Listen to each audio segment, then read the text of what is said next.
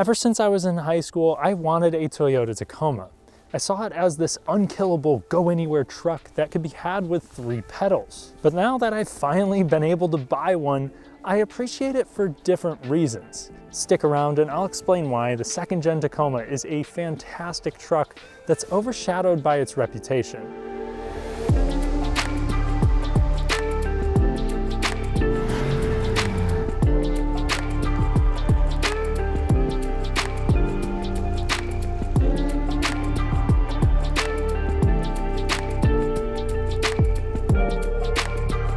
If you enjoy detailed, fun reviews on cars from every category, new and old, consider subscribing to the channel and hitting the bell. That way I can make this my long-term career and you get quality automotive content. Thank you. Now back to the video. Since this is my own personal Tacoma, I'm going to give you detailed impressions of this thing along with an off-road segment, so it's going to be a really special one today. The second-gen Tacoma lasted from 2005 till 2015, with the basic platform actually still utilized for the third gen as well. When it came to trims, for the majority of the years, you really just had a base truck, and then you had the pre-runner, and then there was the special X runner that was rear-wheel drive only. It was their sport truck. That truck was available only with the 4-liter V6, an optional engine outside of that. So what I have next to me is technically the base with the SR5 package. It was a package back then, not necessarily a whole trim. Because Toyota wasn't ready for titles yet. Even the limited package that became available in 2013 was still just a package. And there were even different levels to these packages, so I will just try to hit the highlights. One SR5 upgrade for the 4-cylinder model was a color-keyed front bumper, fenders, and this chrome rear bumper. Real fancy stuff here. While we're talking bumpers, either taco owners are consistently backing their trucks into objects to assert dominance, or a slight bumper twist here is a common defect. I even replaced mine and it's still there, and then I noticed other trucks with it too. This is also the 6-lug version. So you might notice that some Tacomas of this generation were particularly small, and those are referred to as the 5 lugs because they only have 5 lug nuts. Those have a different suspension with a much lower ride height. They are 4-cylinder and they are 2-wheel drive only. The only way you could get both of those things and not have it be a 5 lug was if you got the pre-runner, which the pre-runner is a rear-wheel drive version that's going to look pretty much exactly like this truck. You had 8 and some change inches of ground clearance, whereas this truck has 9.4. Around the side of the Tacoma, if you have those 5-lug base trucks, you're going to have 15-inch steel wheels as standard. The one big upgrade for me with the SR5 is the rims. Now this truck is riding on some Cooper AT3 tires, which are a little bit more meaty, and I really think it adds to the look of this truck, which is otherwise pretty basic. You have black mirror caps, black door handles, and then with the 4-cylinder, you can't get fog lights. If you have the V6 and the SR5 package, you'll get them. And with this generation, you could actually get 3 different body styles. It was the regular cab with the 6-foot bed, the access cab, which I have here with the 6-foot bed, and then the crew cab or double cab, which offered a 5-foot with a 6-foot bed that was available. One of the best things about this truck is the bed. Standard was a composite bed, so at least you don't need to worry about that rusting. But you also got Toyota's awesome rail system, which when you have the bed cleats in there, really gives you awesome tie-down locations, and I've used that already a couple times. It also makes for an extremely easy process of installing a camper shell. Plus you had the availability of things like a 400-watt outlet in the back. In the bed there's also cubbies, which you'll find is a pretty big trend with the Tacoma. 2 of them are closable and 2 of them are just pockets. Now since this is a used truck review, we're going to go over some of the defects. Paint, especially in the earlier parts of this generation, was very flaky. And also the headlights. They actually have an amber DRL and it starts to crack, and then they also just fog up. The good thing is you can buy replacements for like $125. I'm just cheap and haven't done it yet. The nice thing is that if you choose the SR5 package, you'll have keyless entry, whereas the base trucks still make you twist it. You could also get a TRD Sport package or a TRD Off-Road package, the latter of which gives you a softer Bilstein suspension, and the former gives you a stiffer road-going suspension. And while my truck here has a skid plate, if you go with the TRD Off-Road, you do get a rear locker. Overall, the second generation Tacoma is a very configurable truck with a bed full of practical touches. The interior, while very simple, also appears to be reasonably well thought out. While the interior might look boring, even here with the access cab, this is a very practical cabin. So if you get the SR5 package, it'll add more silver and chrome accents that kind of liven up the interior a little bit. It gives you intermittent wipers and a leather-wrapped steering wheel and steering wheel control buttons too. It is far from lavish. Until the Limited came around in 2013, the nicest features you could get were Bluetooth, which was new for 2009, and an upgraded sound system. That Limited package gave you heated leatherette seats, the JBL speaker system, navigation, and more chrome accents inside and out. Also in 2013, Bluetooth became standard. Here with my SR5, I have none of those things. But you have crazy storage and the features that you would ultimately want, like an aux, even back in 2005, so you can play your own music. And the speaker system itself, while undeniably not great, it's not the worst I've heard. And you still had tweeters even if you went with the base truck. This model actually technically has 6 speakers. And it took me so long to find the last 2, and technically I still haven't. They're located in the ceiling. Additionally, everything has a very physical feeling to it, including the climate controls and the buttons here for the radio, which again, used car review, a very common failure here are the radios, and the volume knob. You'll turn it and it'll just get erratic, which actually mine used to do. But I read on a forum with the Toyota Venza that if you spray it with rubbing alcohol on the inside, it clears it up of the dust that was causing the issue.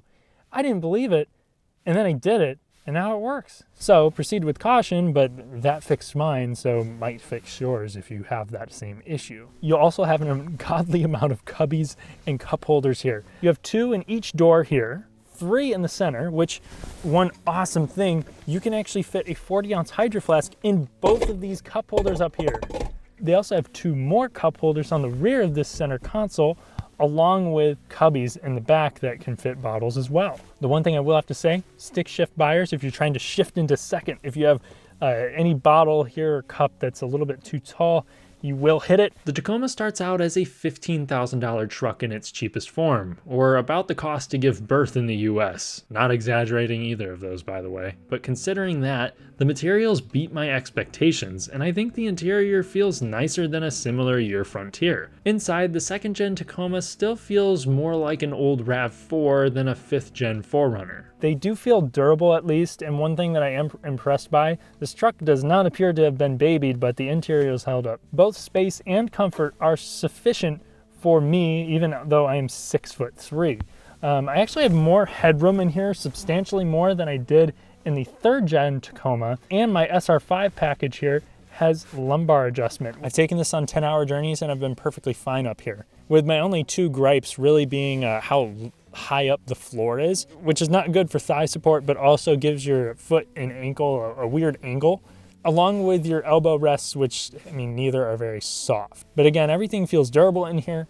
The actual fit of all the panels is great, so it feels higher quality despite having an appearance that isn't. And when I say great, it's relative, but I do find that this interior has withstood the years better than my girlfriend's RAV4, which provides its occupants with a symphony of plastic creaking noises. One slight knock on the Taco, the steering wheel does tilt and telescope, but it doesn't come out far enough for tall occupants. One interesting quirk, the parking brake is operated in what feels like a ripcord.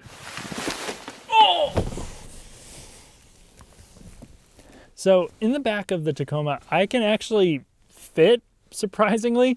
It's kind of like riding on a 2-person tube at a water park. You really have to hug the driver with your legs in order to fit back here. In fact, there's so little room back here that a lot of child seats won't fit, which is why you actually have the airbag deactivation switch up front. You can put a child seat in the front passenger seat, or it can be used to revoke airbag privileges for unruly passengers. Tacoma leaves that decision to you. While I'm mentioning safety, side and side curtain airbags used to be options in some Tacomas, but in 2009 it became standard and these received good safety ratings. This could work theoretically, 15-minute drive in town. Again, I'm 6'3" and I can somehow manage to squeeze myself behind here. And surprisingly, again, you have cup holders, you have storage, and you also actually have a center console here available, which this one has, and that gives you even more storage in the Tacoma. along with storage underneath the seats. One side has the jack and stuff, but the driver's side has yet another open cubby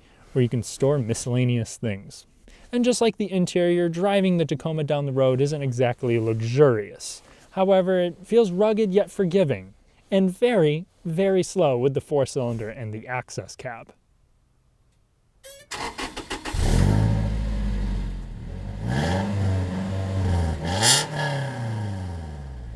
After driving the Toyota Tacoma, you begin to be able to wrap your mind around how expensive these are on the used market, even after 110,000 miles. Here in the United States, you have 2 engine choices with the Toyota Tacoma. Option 1 for the second gen is the 2.7-liter inline 4. That's what's under the hood of this truck.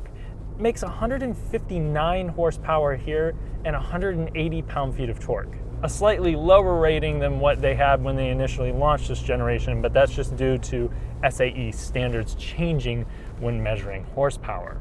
Now that might not sound like a lot, and it isn't a lot. If you want more than that, you can get a 4-liter V6. Both engines have double overhead cams and a good reputation. The 4-liter is paired up with a 6-speed manual or 5-speed automatic. The 2.7 comes with a 5-speed manual or 4-speed auto. However, if you want 4-wheel drive and the 4-cylinder, you must row your own gears until 2011, where the 4-speed auto was finally offered with 4-wheel drive.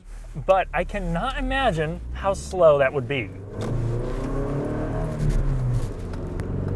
Because even here, with more aggressive gear ratios, the 2.7-liter is wheezy at best.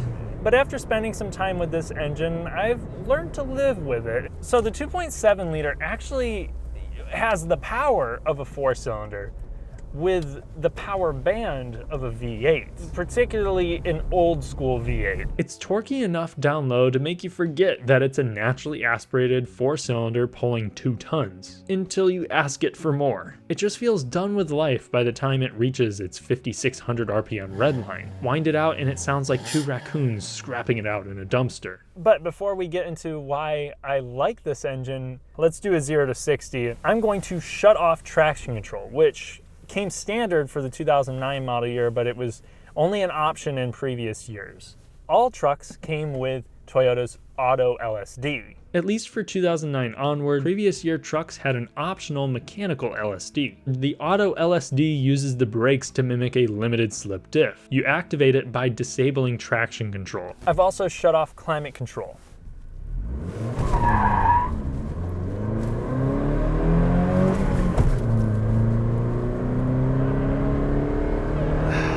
Still bogged down, and that slips just there. Just because it's my own truck, I will put it through hell and do another. So I was digging through forums to find which clutch was the best to replace this with, and people were like, oh no, like mine just slips normally. It's almost done it like since I bought the truck new. They actually had 2 different manufacturers, and for a little bit people were saying like, oh, like the async clutch is better, and then there were people with the async clutches being like, no, it isn't.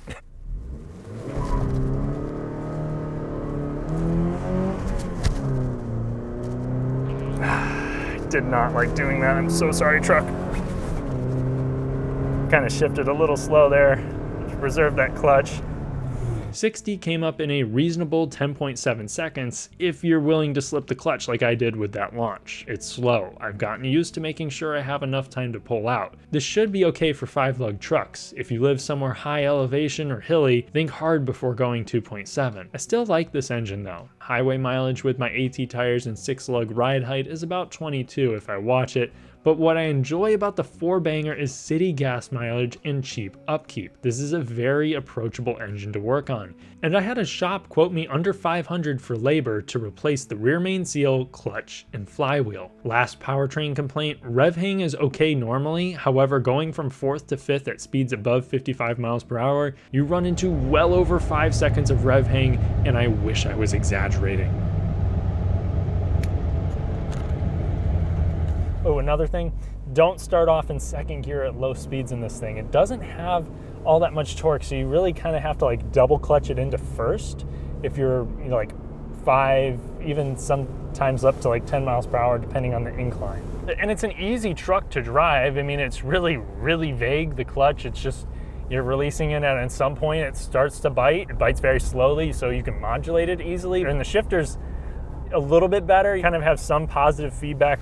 It's somewhat satisfying to shift, but it's not exactly a fun gearbox. On this very rough road and other rough roads that I've taken this through, it's reasonably comfortable.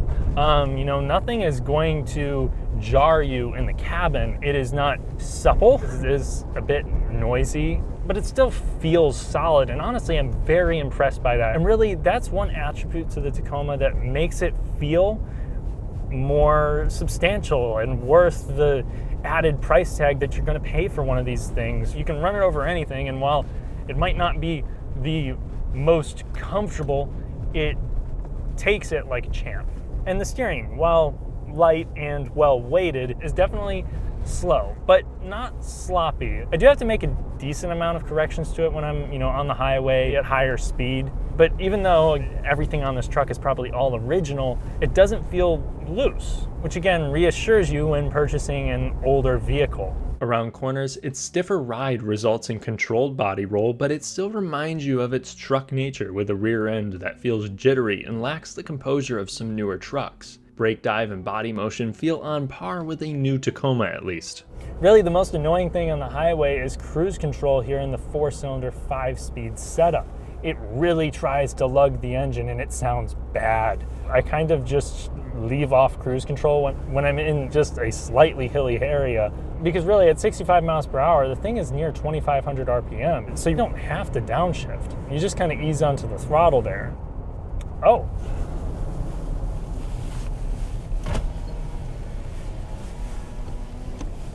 Need a ride? Sick taco, bro. Thanks. Do you need a jacket? You look like you'd Oh no, I'm good. I'm durable. Used to own a Tacoma myself, you know. Oh, it was a TRD off-road. I called it a turd. Yeah, nothing ever broke on it. That's cool. Haven't really had many issues either. Where are you headed? I didn't think I ever changed the oil. What? Yeah, I'm pretty sure Yoda used vibranium to make the engine. You know they dropped it off a building and it still ran, right? That was a Hilux. It's still impressive, but they really didn't even like drop it off. So how much did you pay for this baby? Like 16 grand. 16 grand? Sheesh, I paid like 5. It was beautiful though. Where? Marketplace. What year? What engine? That's not important. Did you even own one? Oh, this is my stop.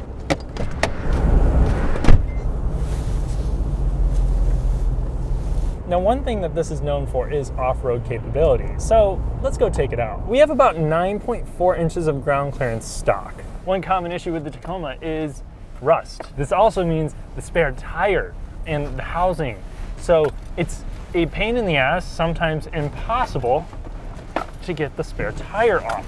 Okay, this is tight.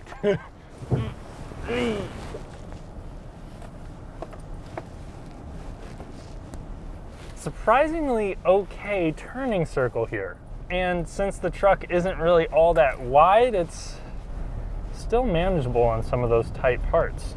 When it comes to approach and departure angles, the Tacoma is definitely worse around back than it is up front. So that's something I need to be aware of. Now, the Tacoma might not have a 360 view camera, but it does have a backup camera that is pretty useless right now because it's the least resolution camera you can imagine, and it's put in the mirror. Now, I do like it. It does help me out in regular driving situations, but out here, I just can't see enough, and it does not give me confidence. The sophisticated camera came in SR5 packages for 2009 models and up. TRD off-road trucks got the aforementioned off-road suspension, rear locker, and skid plate, but they also got A-Track in 09 models and up, which is a traction control system that uses the brakes when off-road to help divert torque to the wheels that need it most. TRD Pro was introduced in 2015, and you got a unique visual package, catback TRD exhaust system, and even more off-road oriented Bilstein suspension. I want to do a thorough off-road test invest in the future because this feels great. The crawl ratio is good and makes it easy to operate the clutch on steep inclines. The ground clearance was reassuring. The skid plate underneath took a rock for me after a miscalculation. I feel like it would be very easy for me to trust this thing maybe more than I should. And I can't wait to take this cross-country camping. I also got a good example of why I shouldn't push the Tacoma further when it is my daily.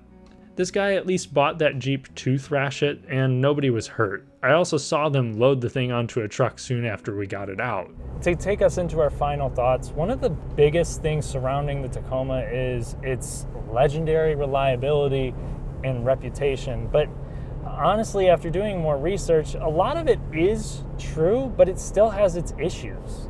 The biggest one is definitely the rust. Underneath the frames, I mean, it seems like a majority of them have issues with it. Some people seal them like the previous owner did here, and still flaking off pretty much everywhere that you could imagine. And it's still sound, but like I'm going to have to do something about it. And it's outside of the factory extended warranty for the frames, so it's all on me. And that's a way more expensive repair than many other things, depending on what needs to be done to fix it. Two more problems. One is rare and likely caused by the floor mats, but unintended acceleration has been reported along with misreading odometers. Mine was off 1 mile for every 24. I was told that I had to get this yellow box thing hooked up to the transmission, but I actually just changed out the gear and the speedometer to a slightly bigger one. Now the odometer is accurate and the speedometer went from being off by 7 miles per hour to 3 miles per hour at 70. This is solid, and while it's far from perfect, I'd trust this over any other truck from this era. Hold for a Tundra. If I missed something big, Taco owners comment below.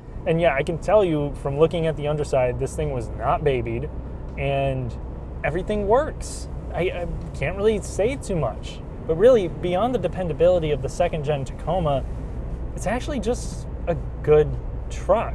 But frankly, I'm constantly back and forth on whether or not buying the Tacoma was a smart move. I was originally going to buy a new 6-speed TRD off-road. I had a deposit down, and if it got here before December, that's what this review would have been on. But I decided to go full-time YouTube after my employer needed me for a different position I didn't want. This was a compromise. It's rusty underneath. It has 112,000 miles now and packs 120 less horsepower. I kick myself at times because I think the new one is a better deal. However, what reminds me that I made the right choice is not just the reliability. What makes me happy that I bought the truck is that I genuinely enjoy living with it. I always have what I need wherever I go because of the 83 storage compartments. The composite bed and tie-down points make it easy for me to load anything and not give a shit about damaging the bed. It's bouncy yet forgiving on rough city streets. It can take me up a mountain that would scare goats. Plus the 5-speed is fun around town, and this thing is comfortable on long trips. And of course, part of what makes this a pleasure to own is that I trust it to get me where I need to go in a cost-effective manner every time.